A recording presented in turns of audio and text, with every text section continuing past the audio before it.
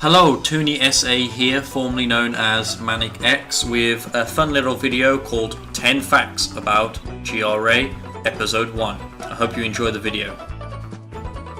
Number 1. Manic X first had the idea to make his own YouTube channel for retro games being casually raced back in 2014 after watching Smite's Let's Race series, which featured over 120 different racers participating in casual Let's Races on channels such as Smite, The T, RJ Waters and Diabetes. Let's Racing was a form of Let's Play where a group of participants would race a game. Some would be good at the game, some would be decent, and some may even be blind at the game. Number 2. Manic intended to join one of the pre-existing groups, however only members of the Something Awful forums were permitted to join, and the website only accepted US dollars. This led Manic to try and make his own group of racers. Number 3. The channel all began in January 2015 on a comment section of RJ Waters 2's video of Let's Race Crash Bandicoot 3 Warped. It began as a conversation between Mickey J and about 27 midgets about how to record races in the first place, and then Manic invited them both to try making a video. Train Professional, the fourth founder, joined about a week later. Yeah, me too. Oh wait a minute. Number 4. GRA, or Games Raced Awfully, wasn't the original name intended for the channel. It was introduced in the first video as Games Raced Awfully Fast. So, this is Graph Games Raced Awfully Fast. I am Manic, which would have been the acronym GRAPH. But this was just intended to be the name of the race series, and it then became a placeholder name for the overarching channel. But as you can see, we never decided on a different name. Number 5. There were actually 3 failed attempts before our first race was ready to edit. Number 1 was Crash Bandicoot 1, and the mistake that happened there was Train Professional's recording was way off center and looked terrible.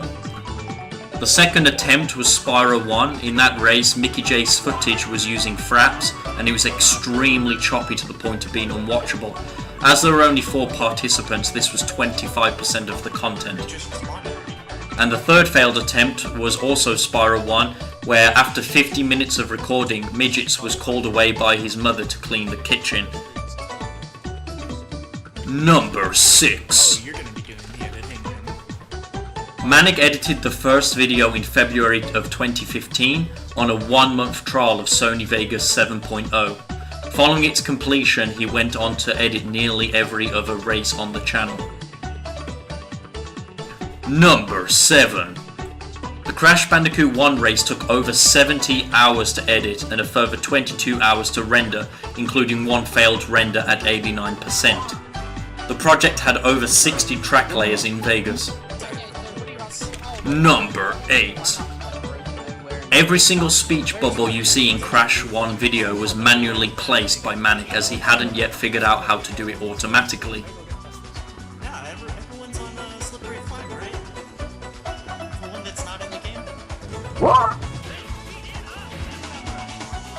Number 9.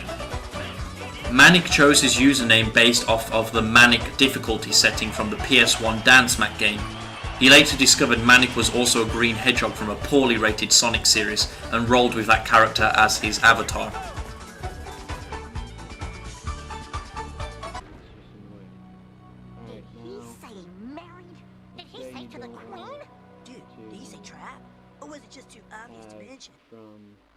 Number 10.